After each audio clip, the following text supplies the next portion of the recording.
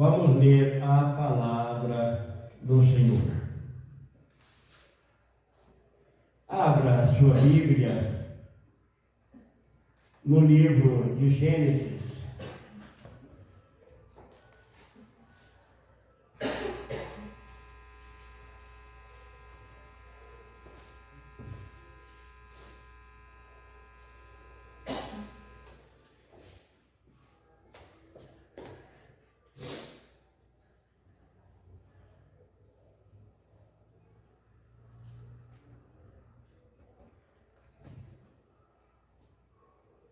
Livro de Gênesis, capítulo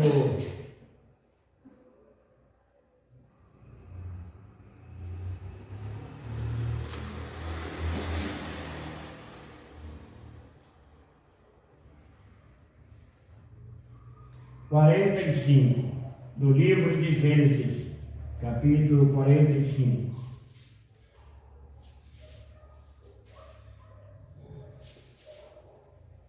Diz assim a palavra de Deus. 45 do livro de Gênesis, versículo 1. Então José não se podia conter diante de todos que estavam com ele, e clamou: fazei sair daqui todo varão, e ninguém ficou com ele. Quando José se deu a conhecer os seus irmãos, e levantou a sua voz com choro, e de maneira que os egípcios ouviam, e a casa de Faraó ouviu. E disse José a seus irmãos: eu sou José, vive ainda meu pai? E seus irmãos não lhe puderam responder, porque estavam pasmados diante da sua face. E disse José a seus irmãos: peço-vos, chegai-vos a mim. E chegaram-se. Então disse ele: eu sou José, vosso irmão, e a quem vendeste para o Egito. Agora, pois, não vos entristeçais, nem vos passe os vossos olhos por me haver vendido para cá, porque para conservação da vida Deus me enviou diante da vossa face. Porque já houve 2 anos de fome no meio da terra, e ainda restam 5 anos, e que não haverá lavoura nem cega, pelo que Deus me enviou diante de vós da sua face, para conservar vossa sucessão na terra, para guardar-vos a vida por um grande livramento. Assim não foste vós que me enviaste para cá, senão Deus, que me tem posto por pai de Faraó, por senhor de toda a casa, como regente de toda a terra do Egito. Glória a Deus. Até aqui.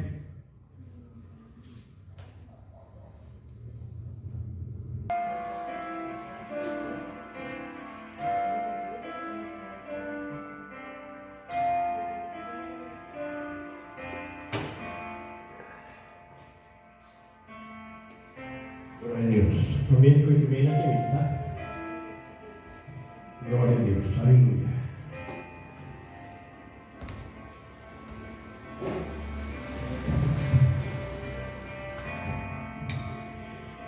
Nós lemos aqui o livro de Gênesis, que fala sobre a história quase no final, quando José encontra com os seus irmãos. Nós já conhecemos de cor toda a passagem bíblica que fala de José. José tinha mais um irmão chamado Benjamim. O Benjamim, era filho da namorada de Jacó, a primeira, a qual ele encontraram no poço quando ele estava fugindo da casa do seu pai Isaac. Entrando nesse relato sobre esse assunto, Deus, quando Rebeca estava grávida de Jacó, não, Isaac é o pai. Rebeca, quando estava grávida de Jacó e Esaú, ela não sabia que era gêmeo, mas Deus falou para ela: dentro do seu ventre há duas nações, e o mais moço, o mais pequeno, dominará sobre o mais grande.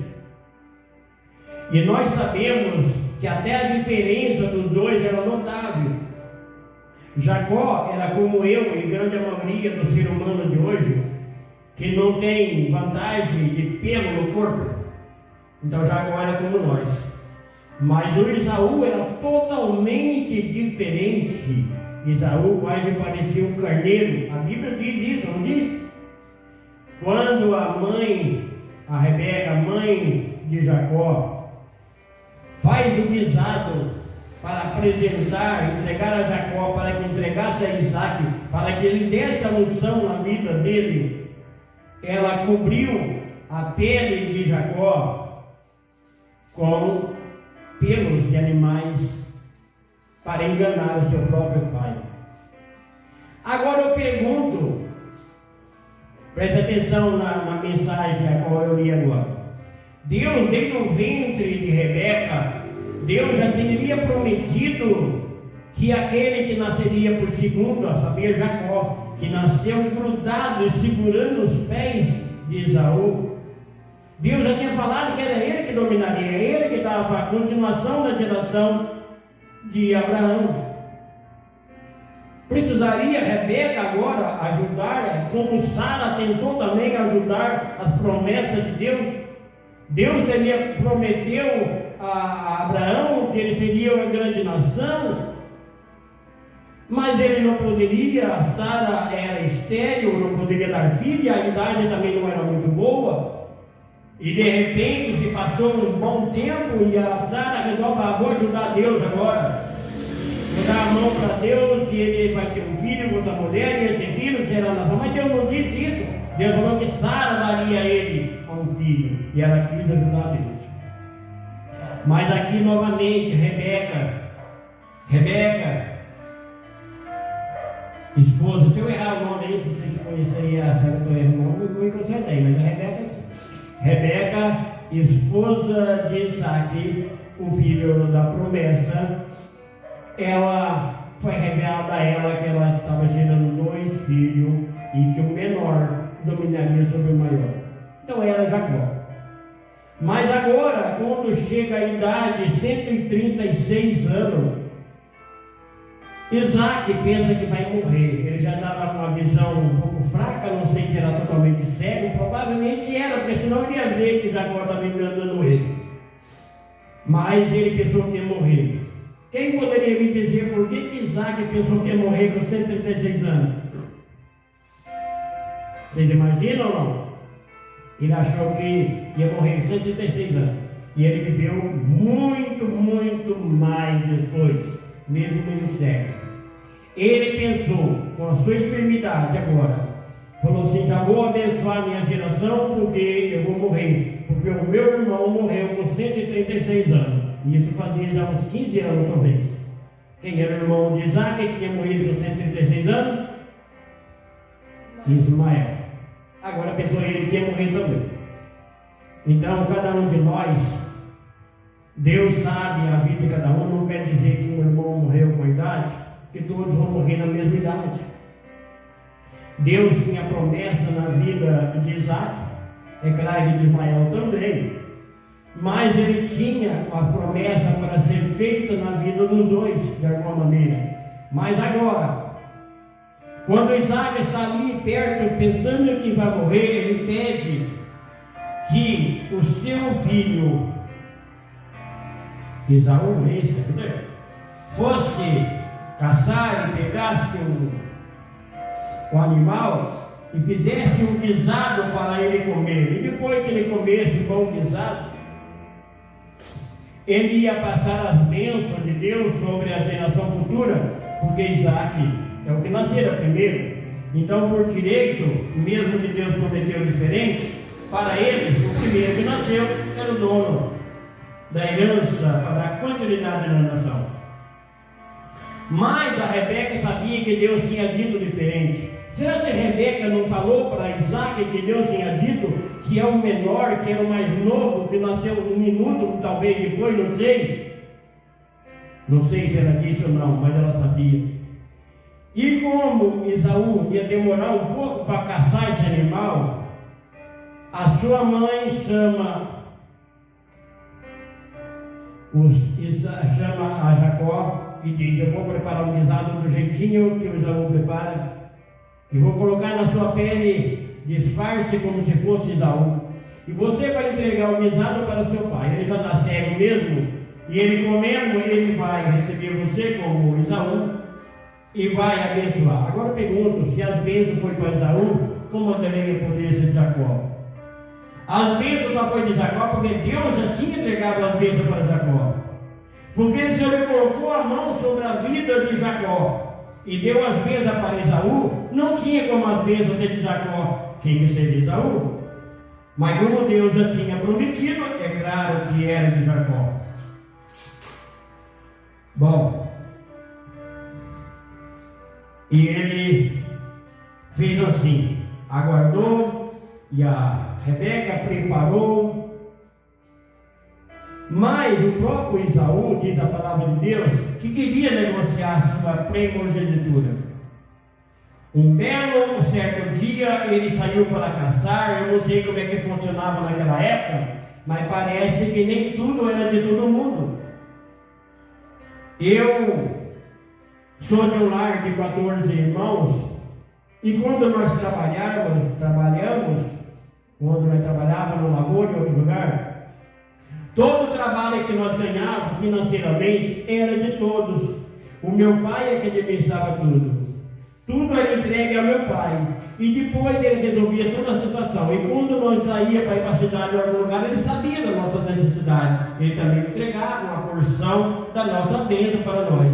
E alguns dias da semana que meu pai não costumava trabalhar, se nós trabalhássemos, aquela renda era toda nossa, era um brinde.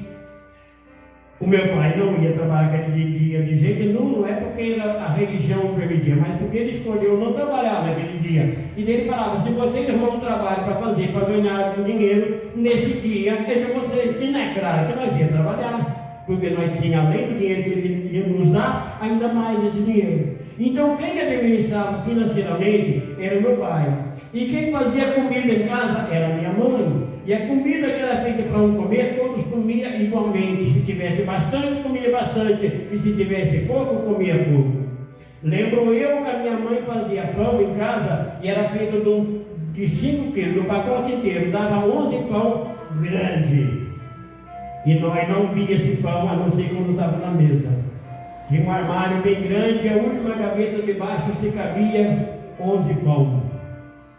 E aquele pão só saía com a permissão da minha mãe. Nós não mexíamos. E ai, nós se metesse naquela gaveta. Então era colocado igualmente. Cada pão era dividido com fatias iguais para todos comer.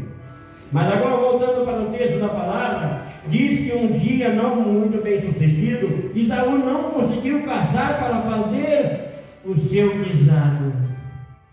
E Jacó tinha feito uma sopa de quê, Michele? Jacó tinha feito lentilhas. E o Esaú com fome, e o Jacó não quer dar lentilha para ele. Agora que 2 irmãos, que família é essa? Não era para a sua mãe, Rebeca, ou qualquer um que ajudasse ela a fazer o alimento, serviço para os 2 irmãos da mesma casa? Não, não era assim naquela época, era diferente. Se você não buscar, você não come. E o Esaú, sentindo fome e gostando do cheiro da lentilha que tinha preparado Jacó, a sua mãe, não sei, talvez era o filhinho querido, talvez a mãe tinha preparado para um, para outro não sei, o texto não diz isso. Mas ele desejou comer daquela lentilha. E ele disse para seu irmão Jacó, me dá um pouco dessa lentilha, não aguento mais de fome, de desejo de comer. Não está escrito, eu estou ainda assim, mas eu estou conjecturando aqui que poderia acontecer. se você me der dessa lentilha, eu entrego para você o meu direito de primogenitura. Então ele já estava, não seria um bom governante. Seria? Não seria. Uma pessoa que sabe que ele tem direito da primogenitura, e ele tem por direito de ser o representante de Deus na terra, nas próximas nações, que tenta negociar esse direito, não é um bom administrador. O bom administrador pode ser tirado de onde ele está, como eu já testemunhei aqui. O bom administrador pode ser removido do local que ele está administrando, mas ele jamais entrega de mão beijada. Ele não chega de repente e fala: quer saber uma coisa? Eu não vou mais, toma aqui. Não, ele não negocia. Ele não chega e fala para o outro da outra igreja: ô pastor, você não quer vir para essa igreja que eu estou e eu fico com aquela outra sua lá? Não, ele não negocia. O bom administrador do local, ele reassume a responsabilidade. Se tiver bênção, bênção. Se estiver passando por uma situação difícil, ele sofre, administra bem aquele lugar que ele sabe que é de direito, porque foi escolhido ele para administrar. Mas agora Esaú, que sabe que tem o direito por sua primogenitura, ele tenta negociar esse direito entregado para o mais velho. Então não seria a pessoa certa para dar continuidade na nação de Deus representante. Não que não era de Deus ele, mas não seria a pessoa certa. Por isso que Deus já tinha escolhido desde o ventre que aquele que nascesse depois, saber Jacó, seria esse. A sua mãe então prepara tudo e leva o guisado Jacó, leva para o seu pai. O seu pai desconfiou da mão, a voz era igual, o pelo no corpo parecia. Então ele entregou a bênção a Jacó. Mas ele abençoou, ponhando a mão na cabeça, não sei se ele ungiu com óleo, não sei, mas ele deu a unção a Jacó, mas disse a unção para Esaú. Então as palavras não valem, mas as bênçãos foram entregadas a Jacó, porque Deus já tinha prometido antes, não ia mudar com a palavra apenas. Mas agora, Esaú fica sabendo do seu irmão, ele chegou atrasado com o guisado, e agora o seu irmão já recebeu a bênção. Ele se revoltou, mesmo que antes ele queria vender, mas agora ele queria ter o direito daquilo que ele tentava vender para o outro. Agora ele diz que quer matar o seu irmão. E agora o seu pai e a sua mãe correm e tentam resolver a situação. E manda que Jacó fosse embora para a casa do seu irmão, que morava longe. E ele saiu, e no caminho ele fugindo, não sei se com medo ou não, chorando ou não, mas ele saiu fugindo. E eis que de repente ele chega num poço para beber água. E lá naquele poço vinha várias pessoas que cuidavam do gado, das ovelhas, não sei, e vinha para dar água, mas cada um esperava um pelos outros, como diz na palavra de Deus, esperar um pelos outros. O poço estava lá, mas todos aqueles que alimentaram o seu gado, as suas ovelhas, eles não chegavam só porque cheguei primeiro, jogou beber da água, não. Cada um esperava o outro para depois, na ordem, dar água para os seus ovelhas. E Jacó estava lá. E de repente chega um pastor, e chega outro pastor, e chega outro, e cada um esperando pelo outro. E de repente chega uma bela moça que também pastoreava a ovelha, e o Jacó corre na frente querendo se apresentar e rompe a tampa do poço para que ela desse água primeiro para as suas ovelhas. Ele perdeu todo o medo, nem pensou que seu irmão podia estar por ali atrás dele. Mas eu quero saber, quero contar, que essa mulher, lá no futuro, ele passa por uma situação. E por que Jacó passou por uma situação difícil na casa do seu tio Labão, que nem crente era? Labão não servia ao nosso Deus, servia a outros deuses, vocês conhecem a história. E por que Jacó se tornou quase escravo do seu tio, que depois virou sogro 2 vezes? Por que ele passou por aquela situação tão humilhante? Porque ele abriu a sua boca para a pessoa errada, na hora errada, no lugar errado. Quando ele chegou na casa do seu tio, recomendado pela sua mãe, ele poderia falar para o tio dele que ele veio para trabalhar, porque houve um desentendimento entre ele e seu irmão. Só isso, bastava, o seu tio ia acreditar. Mas não, ele resolveu testemunhar. Ele chegou, por isso que a Bíblia diz no Salmo 1, não ficar na roda dos escarnecedores, que fala besteira, que fala bobagem, que escandaliza de tudo. Não fique no meio. Acaba você também sendo envolvido na situação. Não toma conselho do ímpio, que não tem nada para te aconselhar, e de repente você conta o seu problema para ele, e ele não pode te ajudar nada, ainda vai zombar de você, porque ele não acredita naquilo que você acredita. Agora Jacó chega na casa de Labão, em vez de simplesmente contar uma história rápida do desentendimento dele familiar e continuar trabalhando, não. Ele resolve sentar diante da família do seu tio e contar toda a história. Ele denunciou todo mundo, ele escandalizou o nome de Deus. Abraão, o servo de Deus, escolhido por Deus. Isaac, filho da promessa, junto com Rebeca. Agora ele chega no tio que nem serve a nosso Deus e conta que a sua irmã Rebeca traiu o seu cunhado, enganou. Que exemplo de crente eles poderiam dar, dizer que mentiram, que Jacó era Esaú? Ele conta tudo. Então ele ficou preso na mão do seu tio ímpio. E de repente agora ele queria casar com aquela moça que ele conheceu na beira do poço. E daí o seu tio falou assim: tudo bem, vamos marcar já, está noivado. Daqui 7 anos você casa, você vai trabalhar 7 anos para mim de graça. E ele aceitou o contrato. E ele trabalhou. E de repente chegou o belo dia dele casar. E tudo estava preparado e ele casou. Não sei de que formato que se casava antigamente, se é hoje, eu não ia enganar de jeito nenhum. Mas eu acredito que Jacó não foi totalmente enganado também não. Ele quis se dar bem também. E de repente, quando ele chega no momento, ele descobre que tinha casado com a irmã errada. E daí ele corre no sogro e fala: não, mas não era essa que eu queria casar, com aquela. Ele falou: não, mas há um costume. Sabe se Jacó não sabia do costume? Que não se casava a irmã mais nova, casava a mais velha? Só se ele não conhecia. Será se ele não beijou a noiva antes de ir para a cama? Não sei. Mas agora já tinha ido para a cama. E agora ele arrependeu ele. E o seu tio falou: não tem problema nenhum, Jacó. Você vai casar com a outra também, me trabalha mais 7 anos agora.